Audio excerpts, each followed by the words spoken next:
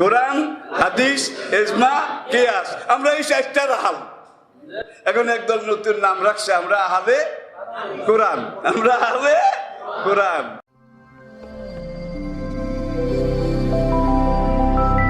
A to Z Bangla, follow the rules of Islam.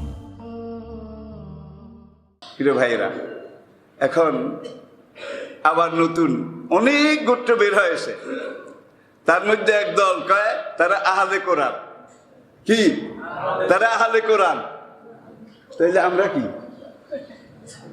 তারা বলে যে আমরা আহলে কোরআন, কোরআনে যা আছে এটা মানি, কোরআনের বাইরে আমরা কিছু মানিও না, জানিও না, মানবও না। ভাই, কোরআনের আয়াতগুলো হলো ডাইরেক্ট অর্ডার, লহে মাহফুজ থেকে। কোরআনের এবারতটা আল্লাহ তৈরি, কোরআনের তর্জমাটা আল্লাহ তৈরি। এই এবারত আর তর্জমা সহ নবী মুহাম্মদ সাল্লাল্লাহু আলাইহি ওয়াসাল্লামের সিনা মোবারকে 23 বছর পর্যন্ত নাজিল হয়েছে। 23 বছর। মুসা আলাইহিস সালামকে তুর পাহাড়ে ডেকে আল্লাহ তাওরাত কিতাব একবারে দিয়েছিলেন, একবার, ওয়ান টাইম। ধরো, এটা তাওরাত 70 উটের বোঝা ছিল তাওরাত কিতাব। জমরুদ কাঠের উপরে লেখা ছিল। ভাই, ইতিহাস পরম্পরায় পরবর্তী যুগে তাওরাত হারিয়ে গেছে। তাওরাত হারিয়ে যাওয়ার পরে জাবুর, ও আতাইনা দাউদ নবীর কাছে আল্লাহ জাবুর কিতাব নাজিল করেছিলেন। অনেক বছর কাল পরম্পরায় সময়ের নিরিখে জাবুর কিতাব এইটাও নকল হয়ে গেল, 2 নম্বর হয়ে গেল। এরপরে আল্লাহ রাব্বুল আলামিন ঈসা আলাইহিস সালাম, মরিয়মের বেটা ঈসা আলাইহিস সালামের উপরে ইনজিল কিতাব, ইনজিল সুরিয়ানি ভাষায় নাজিল করেছিলেন। ইনজিলও যখন নড়চড় হয়ে গেল, 2 নম্বর হয়ে গেল, ইনজিলের কিছু কথা সেই যুগের মৌলবীরা, কোরআন যাদেরকে বলেছে আহবার এবং রোহবান, আহবার রোহবান, কোরআনের প্রতিশব্দ আমি ব্যবহার করেছি, তাদের খাওয়ার সুবিধা হয়, পাওয়ার সুবিধা হয়, তাদের ভোগ করার সুবিধা হয়, এই রকম কিছু কথা ওই ভাষায় তৈরি করে, যেখানে ধর্মীয় নেতাদেরকে বলা হয়েছে ফি সাবিলিল্লাহ দ্বীনের দাওয়াত দাও। এখন এই কথাগুলো বাইর করে যা পারো বাবারে দাও, যা পারো পীরেরে দাও, যা পারো হুজুরে দাও। ভাই, নতুন গাছে কাঁঠাল ধরেছে, এটা বাবার জন্য রাখো। ছেলেদের চেয়ে বাবার হক বেশি। কেমন? বাবারে এরকম কাঁঠাল তো কত মুড়িদে দেয় নাকি? বাবারে এরকম কাঁঠাল তো কত মুড়িদে দেয়। একটা গাছে মাত্র একটা কাঁঠাল ধরেছে, এখন এইটাকে পেলে বাবার জন্য ওরসে নিয়ে গেছে। ছেলেরা কাঁঠালের দিকে বারবার তাকায় আর মুখ মলিন করে, আরে একটা কাঁঠাল ধরলো, তাও তো খাইতে পারলাম না।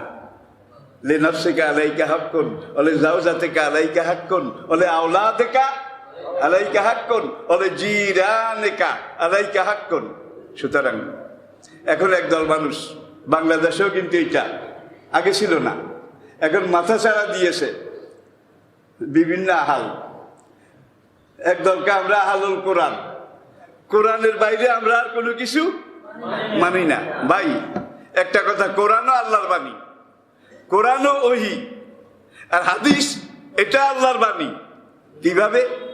কোরআনটা ডাইরেক্ট অর্ডার, লহে মাহফুজ থেকে আল্লাহ ডাইরেক্ট নবীজি সিনা মোবারকে নাজিল করেছেন। আর এই কোরআনের ব্যাখ্যা নবী নিজে দিয়েছেন। কিভাবে দিয়েছেন? একটা আয়াত নাজিল হতো, নবী চুপ করে, আর একবার নাজিল করলেই নবীজির ইয়াদ স্মরণ থাকতো। এইভাবে এখন এই আয়াতের ব্যাখ্যা নবী আমাদেরকে দিয়েছেন। কোরআনের ব্যাখ্যাই হাদিস, হাদিস অন্য কিছু নয়, কোরআনের তাফসীর। এক একটা আয়াতকে সামনে রেখে নবী বলছে এইটা এইভাবে, এইটা এইভাবে, এইটা এইভাবে, এই আয়াত এইভাবে। তাইলে কোরআনটা হলো ডাইরেক্ট অর্ডার আর হাদিসটা হলো ইনডাইরেক্ট অর্ডার নাকি? ওমা ইয়ান্তিকু আনিল হাওয়া, কোন কোরআন আয়াতের তর্জমা আমার এই নবী তার মন থেকে বলেন না। ইন হুয়া ইল্লা ওয়াহিয়ু ইউহা, এই আয়াতের তর্জমা কি হবে? এটা আমার নবীর কলবের মধ্যে আমি এলকা করি, এলকা। কোরআনটা ওহী, হাদিসটা এলকা। আমি বোধহয় বুঝাইতে পারি নাই। ওহিমানি কোরআনটা ডাইরেক্ট অর্ডার, সরাসরি এসেছে। আর কি মনে করেন, সানুলকি আলাইকা কাওলান সাকিলা, কাওলান, নবী সফরে যাচ্ছেন, জিবরাইল এসে সিগন্যাল দিল, কাসেলসেলাতিল জারস, লোহার শিকলের আওয়াজের মতো ঝন ঝন ঝন ঝন। নবী উটের পিঠ থেকে নেমে পাহাড়ের ডালে গিয়ে পাথরের উপরে শুয়ে গেলেন একটা চাদর মুড়ো দিয়ে। জিবরাইল এসে একটা দুইটা আয়াত নাজিল করে চলে গেলেন। নবীজি কিছুক্ষণ পরে উঠলেন, উঠার পরে দেখা গেল নবীজির দেহ মোবারক ওই পাথরের মধ্যে অর্ধেক শরীর গেড়ে গেছে। কাদা মাটি, নরম মাটিতে ডাব পড়লে কি হয় দেখছেন না, অর্ধেক দেবে যায়। এই পাথরের মধ্যে নবীর দেশে মোবারক, নবীর দেহ মোবারক অর্ধেক পাথরের মধ্যে গেড়ে গেছে। সাতবক আসমান জমিন, আরশ কুরসি, লৌহ কলম, আলমে নাসুত, আলমে মালাকুত, সবকিছুর ওজন যা, এই কোরআনের ওজন তার চাইতে লক্ষ কোটি গুণ বেশি। এখন কোরআনগুলো আল্লাহর বাণী, আর কোরআনে আয়াতের ব্যাখ্যা, তরজমা, তাফসীর নবী আমাদেরকে, সাহাবায়ে কেরামদেরকে দিয়েছেন। সাহাবায়ে কেরাম যতদিন নবীজি জীবিত ততদিন কোরআন এটা লিখে রাখতেন চামড়ার উপরে, হাড়ের উপরে, হ্যাঁ, বিভিন্ন খেজুর পাতার উপরে আয়াত নাজিল হলে লিখে রাখতেন। আর সাহাবারা একবার দুইবার শুনলেই মুখস্থ হয়ে যেত।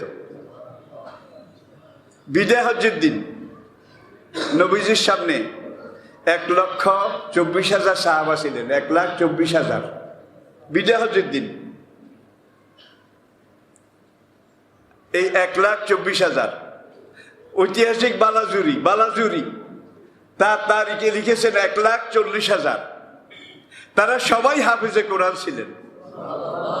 সাহাবারা একবার দুইবার শুনলেই মুখস্থ হয়ে যেত। এই 1,40,000 সাহাবা সবাই কোরআনের হাফেজ ছিলেন। বর্তমান বিশ্বে 4,34,00,000 আন্তর্জাতিক মানের হাফেজে কোরআন জীবিত আছে।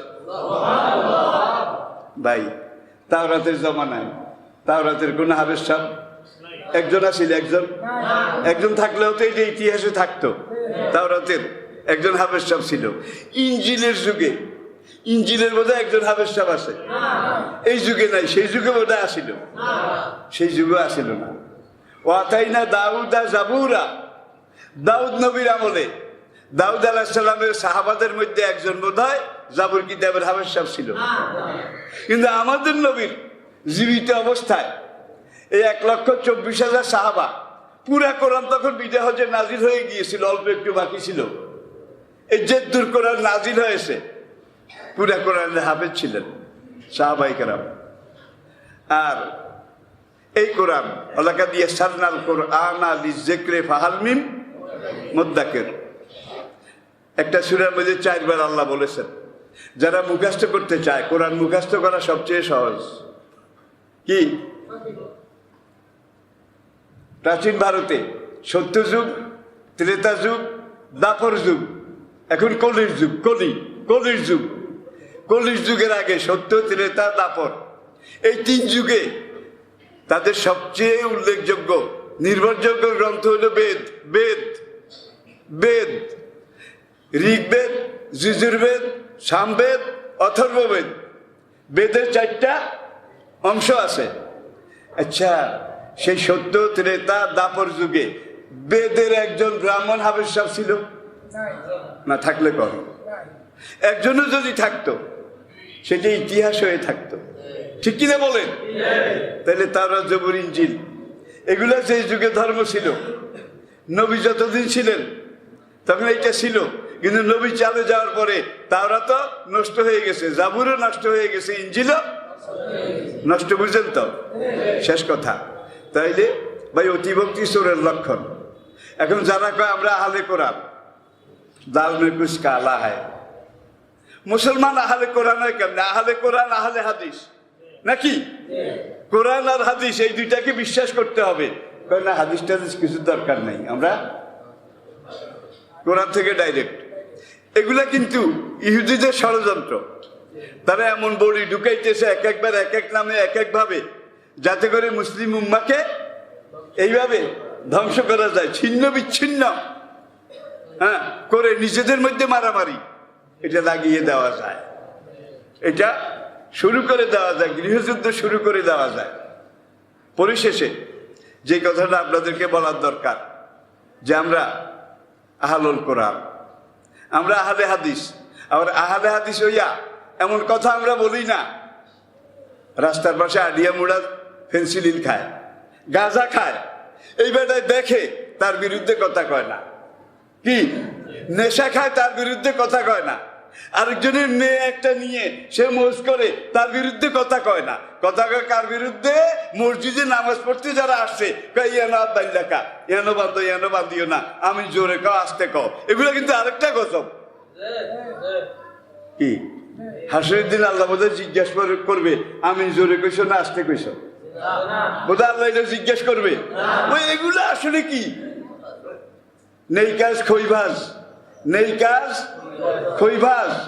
সুতরাং যারা নামাজ পড়তে আসে হ্যাঁ কিভাবে দাঁড়াবেন, কিভাবে হাত উঠাবেন, কোনখানে হাত বাঁধবেন, কাবা শরীফে যারা গেছেন, মসজিদে নববীতে যারা গেছেন বলেন, সেখানে কেউ হাত এখানে বাঁধে, কেউ এখানে বাঁধে, কেউ মুঠে বাঁধে না, সেখানে বোধহয় তরাতরি তর্ক বিতর্ক হয়।